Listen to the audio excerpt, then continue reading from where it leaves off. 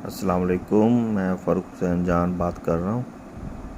یہ میں نے رات جو راجپوت اور فیصل موور کا مشترکہ بس اڈہ ہے لاہور موڑ پر، وہاں سے یہ میں نے فاسٹ فوڈ لیا تھا کھانے کے لیے۔ تو میں نے ایک بائٹ ہی لی ہے اور ایکچولی میں خرید کر بس میں بیٹھ گیا۔ جب بس چل پڑی میں سوچا پھر کھاؤں گا سکون سے۔ جب میں نے یہ کھولا تو یہ اتنی بدبو آ رہی تھی اور میں نے ایک بائٹ لی اور میری طبیعت خراب ہو گئی۔ اور یہ پہلی مرتبہ نہیں ہوا، اس سے پہلے میں نے ایک پیزا خریدا تھا 2 مہینے پہلے۔ میرا ہر ہفتے تقریباً 1 یا 2 چکر لاہور کے ہوتے ہیں، تو اس کا بھی یہی ہوا کہ میں بیٹھ گیا بس میں۔ جب میں نے اسے کھانے کے لیے ایک بائٹ لی تو وہ بالکل ہی بھوسا ہوا اور بدبو مار رہا تھا۔ تو میری پنجاب فوڈ اتھارٹی سے ریکویسٹ ہے کہ کائنڈلی یہ اڈا بھی چیک کر لیں۔ چاہے راجپوت اور فیصل موورز کا بڑا اعلیٰ بنایا ہوا ہے، اچھا ہے، سروسز ساری اچھی ہیں، لیکن ڈزنٹ مین کہ ان کا فوڈ بھی اچھا ہو۔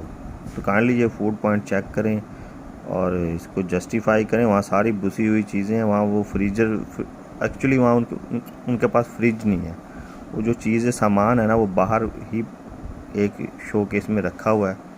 تو وہ ایک نیچرلی ہے کہ وہاں جتنی گرمی ہے وہ 1 گھنٹے کے اندر یہ فاسٹ فوڈ خراب ہو جاتا ہے، اور اس کے بعد وہ اس کو پتہ نہیں کتنے دن چلاتے ہیں، یا پتہ نہیں وہ بیکریوں سے ہی ایکسپائر مال لیتے ہیں کہ جو ضائع ہونے والا ہو وہ اڈوں پہ مسافر لے کے سوچتے ہیں کہ ہم کھائیں گے سکون سے بس میں بیٹھ کے۔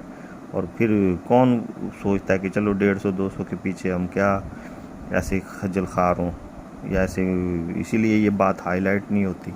تو میں اس لیے ہائی لائٹ کر رہا ہوں کہ کائنڈلی پلیز اس کو کھانے والا لاہور موڑ جو فیصل موور اور راجپوت کا مشترکہ جو بس سروس ہے، وہاں جو فاسٹ فوڈ کا باہر کاؤنٹر لگا ہوا ہے، کیونکہ بیکریز میں یہ چیز ہوتی ہے ٹھنڈ کے اندر، وہاں اندر اے سیز لگے ہوتے ہیں، اس لیے وہاں یہ جسٹیفائی ہو جاتا ہے 2-3 دن یہ گزارا ہو جاتا ہے، چل جاتا ہے یہ فاسٹ فوڈ جو پہ بنایا ہو۔ لیکن وہاں نہیں چل سکتا، وہاں اتنی ہیٹ ہے اور وہ باہر ہی شو کیس میں رکھا ہوا، وہ ہیٹ اپ ہو کے 1 گھنٹے بعد بدبو مار جاتا ہے۔ اور یہی مسافروں کے لیے یہ حفظان صحت کے اصولوں کے مطابق تو یہ بہت غلط ہے۔